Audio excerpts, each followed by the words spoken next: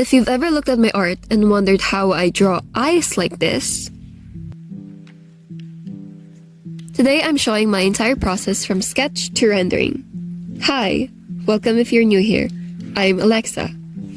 Today I'm finally showing how I draw eyes because I've gotten a lot of questions about them. This isn't really the correct way to draw eyes, it's just what works for my style.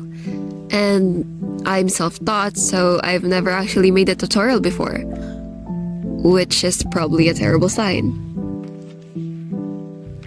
Part 1. Eye shape. I draw the upper lash line a lot thicker than the bottom one because, well, eyelashes are thicker up there in real life. See, this is why I don't teach, I'm self-taught. Anyway, different eye shapes can give off different vibes. For example, a really downturned eye can make a character look calm or gentle, while a more upturned eye can make them seem mischievous or confident, and angular eyes can make a character look intimidating, confident, or arrogant. You get the point. Honestly, I think eye shapes matters more than details. Even a super simple eye can look interesting if the shape itself is appealing. And most importantly, don't worry about symmetry. Even humans aren't symmetrical, so why are we trying to make our drawings perfectly symmetrical? Right? Right? Part 2. The iris. Now, let's talk about the iris. Eye direction is very important. You don't want your character looking cross-eyed. Unless, well, they are cross-eyed. In that case, carry on. Iris size also changes how a character feels. Larger irises tend to make characters look softer, cuter, or younger, while smaller irises can make them look more serious, intense, or intimidating. It's a tiny change, but it makes a huge difference. Part 3. Eyelashes. Do not draw every lash individually. Not like a certain someone here. Please don't look at it for too long. Instead, think of eyelashes as chunks and curves. Or, to put it scientifically, banana shapes. Now, personally, I love drawing eyelashes. It's probably my favorite part of drawing the eyes, so here's a time lapse of how I usually do mine.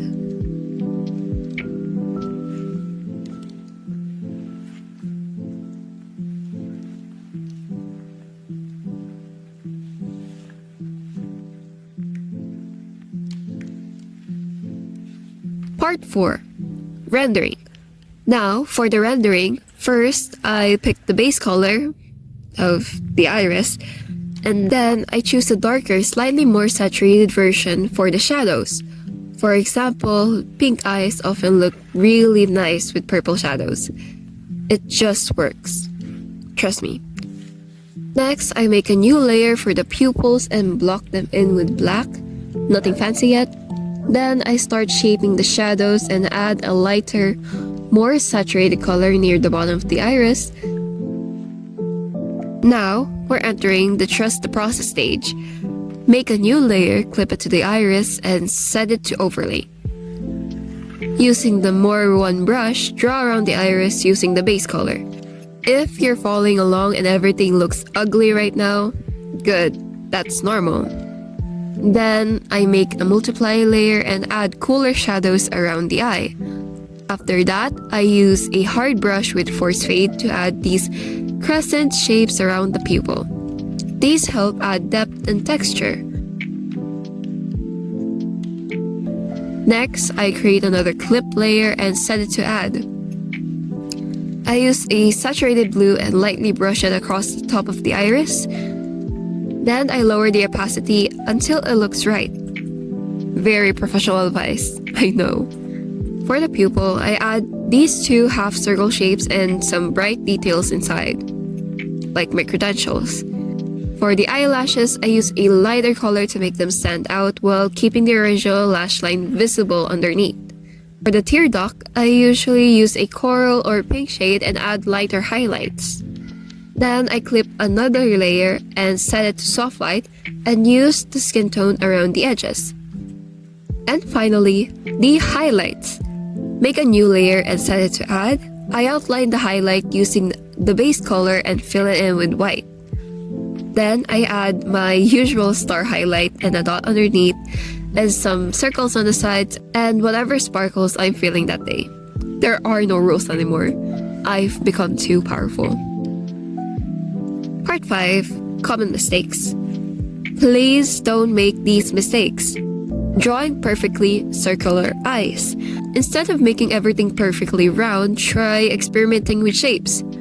Sometimes I even add little indents to my irises just because I feel like it. And then next is drawing highlights with no shadows. Highlights only work because shadows exist. If everything is bright, nothing stands out. Then lastly, drawing eyelashes one by one. No! We do not speak of this.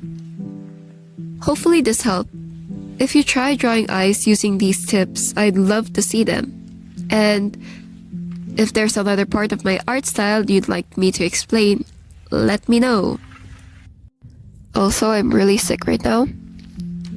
I'm having a hard time with doing voiceovers. I'm sorry for my voice. Okay, that's really all that there is to what I have to say in this video. Thank you. Bye bye.